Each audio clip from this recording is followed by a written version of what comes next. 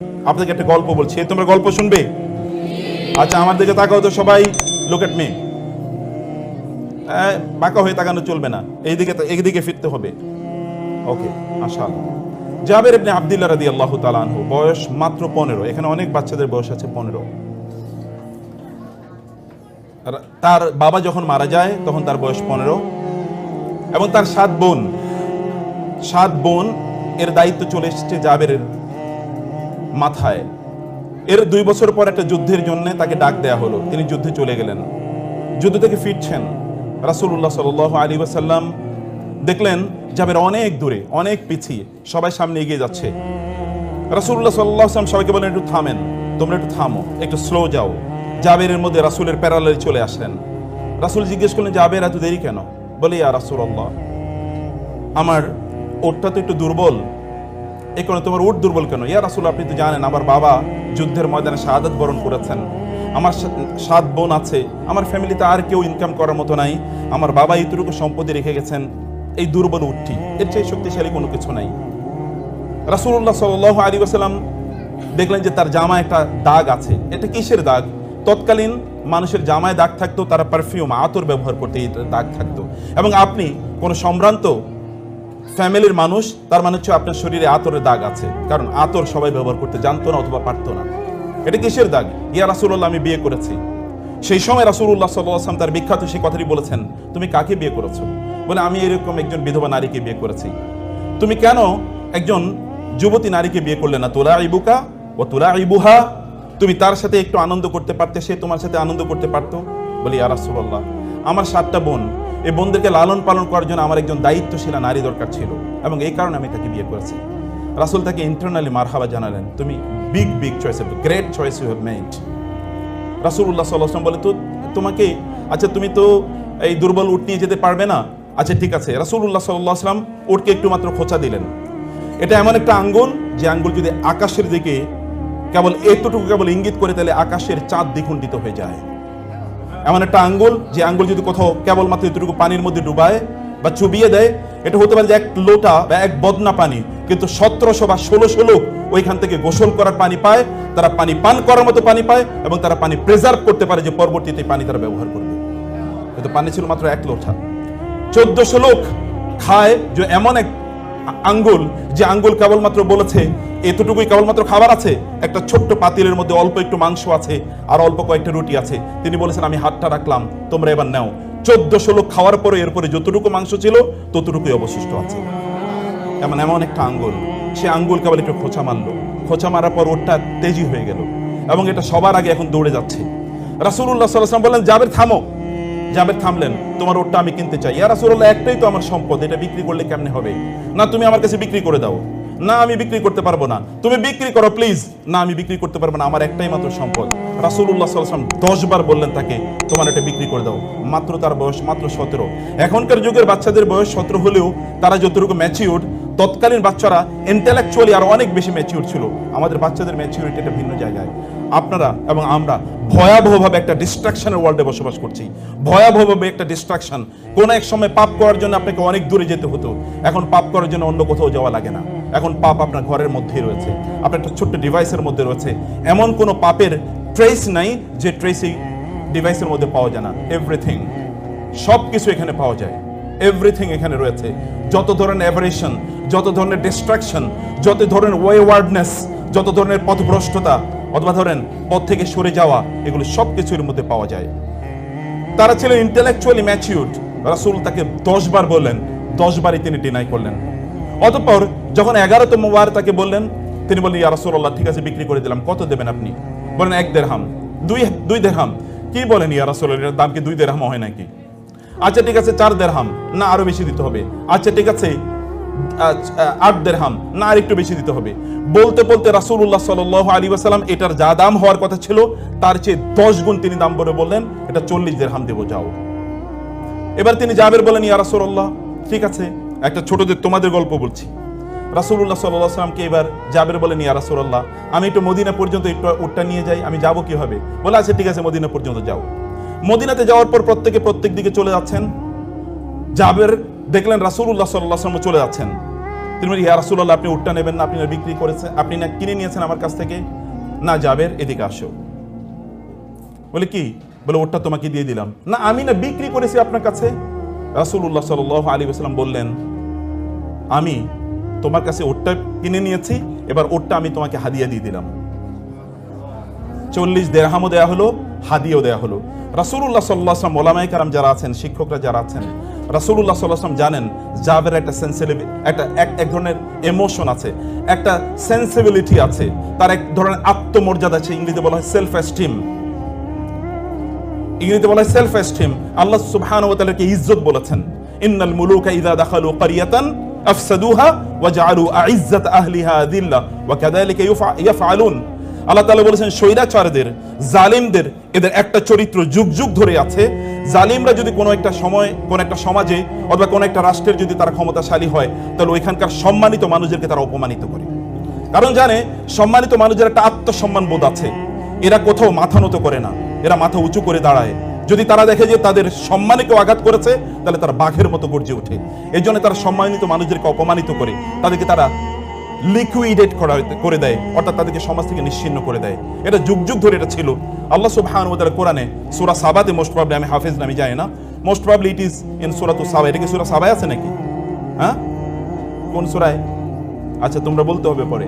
ইন্নাল মুলুকা ইযা দাখালু ক্বরিয়াতান আফসাদুহা ওয়া জাআলু আইজ্জাতা আহলিহা আযিল্লা ওয়া কাযালিকা ইয়াফআলুন। এটা তাদের ওয়া কাযালিকা ইয়াফআলুন মানে এটা হচ্ছে যুগ যুগ ধরে তাদের চরিত্র। ফাইলে মুদারি, ফাইলে মুদারির মধ্যে একটা ইস্তেমরারির একটি অর্থ রয়েছে, মানে এটা সব সময় চলে। এটা আল হুদুস, এখন ঘটে, আবার অন্য সময় এটা আত তাহাদ্দুস, মানে বারবার এটা ঘটে, এরকম একটা সম্ভাবনা ফাইলে মুদারির মধ্যে রয়েছে। যাই হোক, আল্লাহ সুবহানাহু ওয়া তাআলা কিভাবে ছোটদের সাথে কিভাবে ট্রিট করতে হয়, এটি রাসূলুল্লাহ সাল্লাল্লাহু আলাইহি ওয়াসাল্লামের চরিত্রের মাধ্যমে আল্লাহ তাআলা দেখিয়ে দিলেন। আমি আপনাদেরকে বলবো, আপনাদের বাচ্চাদের সাথে সম্মানজনকভাবে, রেসপেক্টফুলি তাদের সাথে আচরণ করুন। রাসূল এমনি তাকে সাদাকা করে দিতে পারতেন, কিন্তু এতে জাবের আত্মসম্মানে আঘাত লাগতো।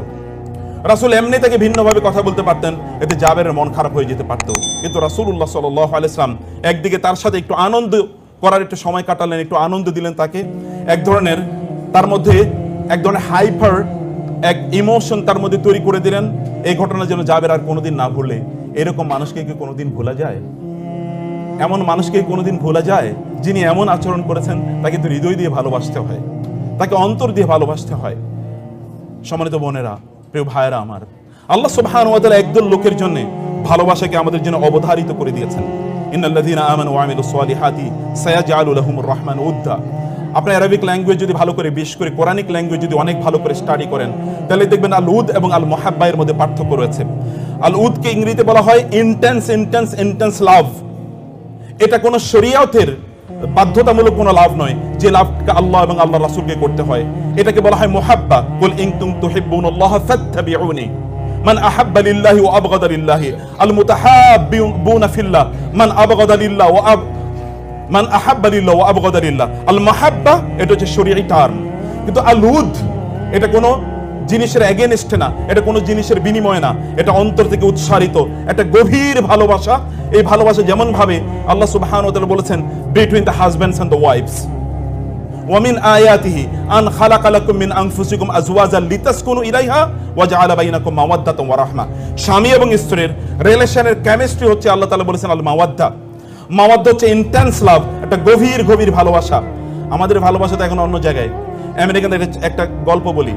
আমেরিকানরা তাদের স্ত্রীদের চেয়ে বেশি ভালোবাসে তাদের কলিগদেরকে, অথবা তাদের সেক্রেটারি, কোম্পানি যে সেক্রেটারি, এরকম একটা মেয়ে, ওই মেয়েকে স্ত্রীর চেয়ে বেশি ভালোবাসে।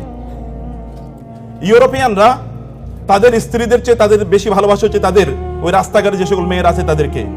আরবরা তাদের স্ত্রী আছে, তাদের স্ত্রীর চেয়ে তারা বেশি ভালোবাসে উটদেরকে। আর বাংলাদেশি লোকেরা তাদের স্ত্রীর চেয়ে তাদের বেশি ভালোবাসা হলো বারবারই কেবল মায়ের কথা, কেবল বোনের কথা, কেবল খালার কথা, মামির কথা, ইত্তকার, কিন্তু স্ত্রীর কথা বলে না। আই লাভ ইউ এটা স্ত্রীকে বলতে পারে না, অথচ এটা কিন্তু আই লাভ ইউ স্ত্রীকে বলতে হয়। আল্লাহ তাআলা বলেছেন ওয়া জাআলা বাইনাকুম মাওয়াদ্দাতান ওয়া রাহমা। মায়েরা যারা আছেন অন্য কথা অন্যদিকে নেবেন না, আমি এমনি একটা গল্পের জন্য বললাম আর কি। যাই হোক, এরকম একটা ইন্টেন্স লাভ থাকতে হয়। এই লাভের কথায় আল্লাহ সুবহানাহু ওয়া তাআলা বলেছেন ইন্নাল্লাযীনা আমানু ওয়া আমিলুস সালিহাতি সায়াজআলু লাহুমুর রাহমানু উদ্দা। আপনারা কি দেখতে পান না? আপনি যদি চোখ মেলে একবার তাকান, তাইলে দেখবেন যারা ঈমান এনেছিল, যারা আমলে সালেহ করেছে, আল্লাহ সুবহানাহু ওয়া তাআলা সায়াজালু সিন, এটা কিন্তু সামটাইমস এটা তাওকীদের জন্য ব্যবহৃত হয়, এটা কেবলমাত্র ফিউচারের জন্য ব্যবহৃত হয় না কোরআনে। কখনো কখনো সিন এটা তাওকীদের জন্য, তাকিদের জন্য, স্ট্রেস এন্ড এমফাসাইজ এর জন্য ব্যবহৃত হয়। সায়াজালু, আল্লাহ উইল শিওরলি। এন্ড ইয়াজালু শব্দটি জাআলা ইয়াজালু কোরআনে অনেক অর্থে ব্যবহৃত হয়, তোর মধ্যে একটা হচ্ছে রিপ্লেসমেন্ট, একটা রিপ্লেসমেন্ট। যেমন ইন্নী জাইলুন ফিল আরদি খলিফা, আমি জমিনে একজন প্রতিনিধিকে রিপ্লেস করতে যাচ্ছি, কারণ এর আগে জিন ছিল, জিনের পরিবর্তে আমি একটা নতুন রিপ্লেসমেন্ট এখানে করছি। আল্লাহর কসম, যে সকল ব্যক্তিরা আল্লাহর প্রতি ঈমান আনে এবং ভালো কাজ করে, আল্লাহ সুবহানাহু ওয়া তাআলা এদের জন্য অন্যদের অন্তরে ভালোবাসাকে রিপ্লেস করে দেন। একবার তাকিয়ে দেখেন না, এমন বহু লোক আছে যারা বহুদিন কোনো আপনাদের আলোচনা মাহফিলে আসতে পারে নাই, আপনাদের সামনে কথাবার্তা বলতে পারে নাই। হতে পারে যে তারা চার দেয়ালের মধ্যে তারা বন্দী ছিল, কিন্তু 13, 14, 15, 16 বছর, 20 বছর পরেও সমগ্র পৃথিবী তাদের জন্য কাঁদছে। এরকম কাঁদে নাই? এমন অবস্থা কি আপনাদের সামনে দৃশ্যমান নয়? এরকম কোটি কোটি এরকম এক্সাম্পল, কেবল যদি আপনাদের চোখ আছে, ইন্নাহা লা তা'মাল আবসার ওয়ালাকিন তা'মাল কুলুবুল লাতী ফিস সুদূর, যদি অন্তরের দৃষ্টি থাকে তাহলে আপনি এটা দেখতে পাবেন। আল্লাহ তাআলা কি রকম ভালোবাসা তাদের অন্তরে তৈরি করে দিয়েছেন। আমি জানি এরকম লক্ষ লক্ষ মানুষের কথা, যে সকল লক্ষ লক্ষ মানুষরা এরকম ব্যক্তিদের জন্য সেজদায় গিয়ে কাঁদে, অথবা তারা এমন জায়গায় গিয়ে কাঁদে যেখানে দোয়া কবুল হবেই, দোয়া কবুলের গ্যারান্টি দেওয়া হয়েছে, এমন জায়গায় গিয়ে কাঁদে। আপনাদের সন্তানদেরকে যদি আপনারা এরকম একটা জায়গায় নিয়ে যেতে চান যাদের জন্য লোকেরা কাঁদবে, ফামা বাকাত আলাইহিমুস সামাউ ওয়াল আরদু ওয়া মা কানু মুনজারিন, এমন বহু লোক আছে তারা যখন মারা যায় তখন আসমান এবং জমিন তাদের জন্য কেঁদে ওঠে।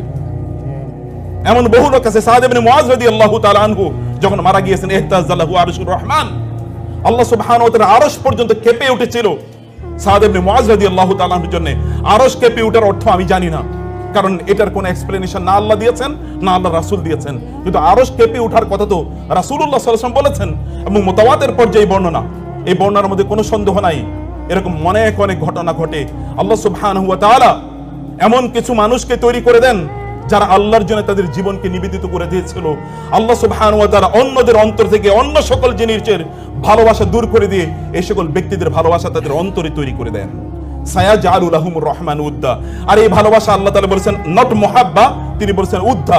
উদ্দা মানে হচ্ছে, হতে পারে যে এই ব্যক্তি আপনাকে কোনোদিন পছন্দ করে না অথবা আপনার আদর্শকে পছন্দ করে না, কিন্তু তিনি আপনার জন্য চোখের পানি ফেলবেন, তিনি আপনার কথা বলবেন, তিনি আপনাকে স্যালুট করবেন, তিনি আপনাকে শ্রদ্ধা করবেন।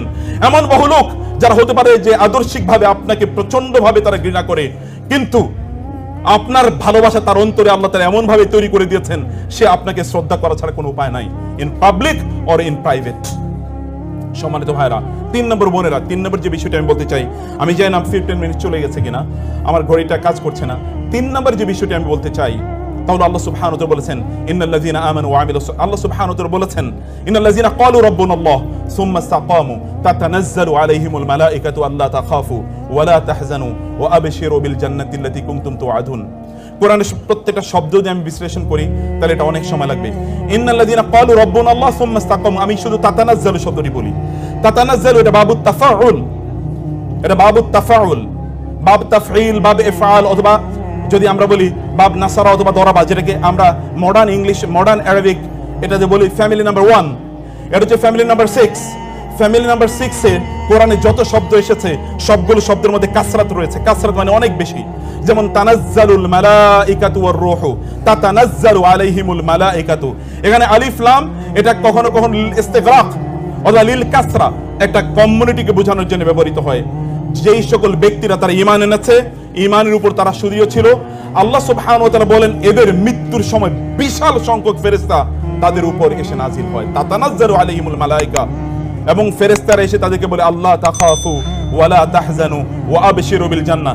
আল্লাহ তাখাফু, তাখাফু এবং তাহজানু, তোমাদের কোনো ভয় পাওয়ার কোনো কারণ নাই, অতীতের যা তোমরা করেছো এর জন্য কোনো ভয় পাওয়ার কোনো কারণ নাই।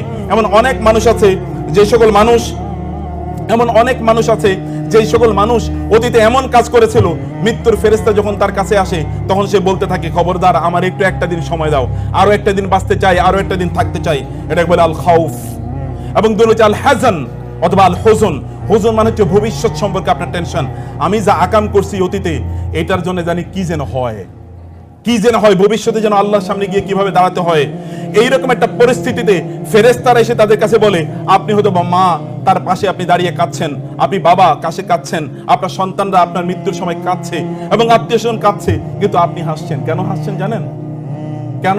আপনি কিন্তু মৃত্যু অথবা মৃত্যুর দুয়ারে আপনি দাঁড়িয়ে আছেন, আপনি হাসছেন আর অন্যান্যরা কাঁদছে। কেন আপনি হাসেন জানেন? কারণ ফেরেশতারা এসে আপনাকে বলেছে লা তাখাফু ওয়া লা তাহজানু। 3 নম্বরে আপনার সামনে জান্নাত উপস্থাপন করা হয়েছে, ওয়া আবশিরু বিল জান্নাহ, এবং তাকে জান্নাতের সুসংবাদ দাও। নাহনু আউলিয়াউকুম ফিল হায়াতিদ দুনিয়া ওয়া ফিল আখিরাহ, তোমাদের বন্ধু ছিলাম আমরা দুনিয়াতে এবং আখিরাতেও তোমাদের বন্ধু আমরা। রাসূলুল্লাহ সাল্লাল্লাহু আলাইহি ওয়াসাল্লাম বললেন, তুআদু আর রূহু ফি জাসাদিহি, ব্যক্তি যখন মারা যায় তখন তার রূহটা তার শরীরে ফিরিয়ে দেওয়া হয় এবং তাকে তখন ফেরেশতারা এসে তাকে প্রশ্ন করে, 4টি প্রশ্ন করে, এবং চতুর্থ প্রশ্নটি 3টি প্রশ্ন আমরা সবাই মুখস্থ জানি। চতুর্থ এবং সহিহ হাদিস, এটা হাসান আল আরনাউত তিনি, শোয়েব আল আরনাউত তিনি বলেছেন হাদিসটি সহিহ। ইমাম আহমদ ইবনে হাম্বল তার মুসনাদে হাদিসটি বর্ণনা করেছেন। তিনি বলেছেন রাসূলুল্লাহ সাল্লাল্লাহু আলাইহি ওয়াসাল্লাম বললেন, ফেরেশতারা তাকে 4 নম্বর প্রশ্নই করবে, ওয়ামা ইলমুকা, কি ধরনের জ্ঞান অর্জন করেছো আপনাদের বাচ্চাদের ব্যাপারে, এই কথাটি কি জ্ঞান অর্জন করেছো? তখন সে বলবে, ক্বারাআতুল কুরআনা ফাআমানতু বিহি ওয়া সাদ্দাকতু, আমি কোরআন তেলাওয়াত করেছিলাম, কোরআন পাঠ করেছিলাম, কোরআনের উপর ঈমান এনেছি এবং কোরআন যা বলেছে আমি তাকে সত্যায়ন করেছি, আমি তা নিজের জীবনে বাস্তবায়ন করেছি, সেটা প্রচার এবং প্রসার করেছি এবং তার উপর আমি বিশ্বাস স্থাপন করেছি, আমি এর কোনো অন্যথা করি নাই। তখন আসমান থেকে ফায়ুনাদি মুনাদিন ফিস সামা, তখন আসমান থেকে চিৎকার করে জানিয়ে দেওয়া হবে, আন সাদাকা আবদি, আমার বান্দা সত্য বলেছে। এই কথা মহান আল্লাহ সুবহানাহু ওয়া তাআলা বলেন, আমার বান্দা যা বলেছে সত্য বলেছে। আফরিশুহু মিনাল জান্নাহ ওয়া আলবিসুহু মিনাল জান্নাহ, তাকে জান্নাতের একটা বিছানা তার জন্য তৈরি করে দাও এবং তাকে জান্নাতের পোশাক তাকে পরিধান করিয়ে দেয়া হোক এবং তার জন্য জান্নাতের একটা দরজা তার জন্য উন্মুক্ত করে দেওয়া হয়। এই দরজা দিয়ে সে তখন জান্নাত দেখতে পায়। জান্নাতের রাওহিহি, কোরআনে হাদিসে এসে তারপরে তার কাছে আসে মির রাওহিহা ওয়া তুইবিহা, জান্নাতের সুগন্ধি এবং জান্নাতের যে সুরম্য অট্টালিকাগুলো, এগুলো সে দেখতে পায়। এখানকার নেয়ামত তার কাছে আসতে থাকে। এরকম একটা অবস্থা এই সকল ব্যক্তির জন্য তৈরি হয়। সম্মানিত ভাইয়েরা এবং বোনেরা, আপনারা যদি আপনাদের সন্তানদেরকে চান এরকম মানুষে তারা পরিণত হোক, পৃথিবী ব্যাপী আল্লাহ সুবহানাহু ওয়া তাআলা তাদের অন্যদের অন্তরে এদের ভালোবাসা তৈরি করে দেখ, এরা সফল হোক এবং এরা যখন আল্লাহ সুবহানাহু ওয়া তাআলার সামনে যখন যাবে তখন এরা এলিট হিসাবে, অ্যারিস্টোক্রেটিক হিসাবে, নোবেল হিসাবে, সম্ভ্রান্ত মানুষের মতো তারা আল্লাহর সামনে দাঁড়াবে অথবা আপনারা আল্লাহর সামনে দাঁড়াবেন। এরকম অবস্থায় তাহলে অবশ্যই আপনাদের নিজেদেরকে সিদ্ধান্ত নিতে হবে 15 সেকেন্ডের ওই সময়ে আপনার সন্তানকে নিয়ে আপনি যা চিন্তা করেছিলেন না, সেটিকে নিয়ে আপনি ভাবুন, সেটিকে আপনি করতে থাকুন, সেই পথে আপনি অব্যাহতভাবে চলুন। আশা করছি তানজিমুল উম্মাহ সেই পথে আপনাদেরকে পরিচালিত করছে এবং আল্লাহ সুবহানাহু ওয়া তাআলা এখানকার ম্যানেজমেন্টকে সেই তৌফিক দান করুন, আল্লাহুম্মা আমিন। এবং আমাদের এই দেশকে আল্লাহ সুবহানাহু ওয়া তাআলা তার দ্বীনের জন্য, তার শরিয়ার জন্য এবং তার রাসূলের সুন্নাহর জন্য কবুল করে নিন। এখানকার উলামায়ে কেরামদের আল্লাহ তাআলা মর্যাদা অনেক অনেক বাড়িয়ে দিন এবং আল্লাহ সুবহানাহু ওয়া তাআলা তাদেরকে ডিভাইন হেফাজতের মাধ্যমে তাদেরকে হেফাজত প্রদান করুন।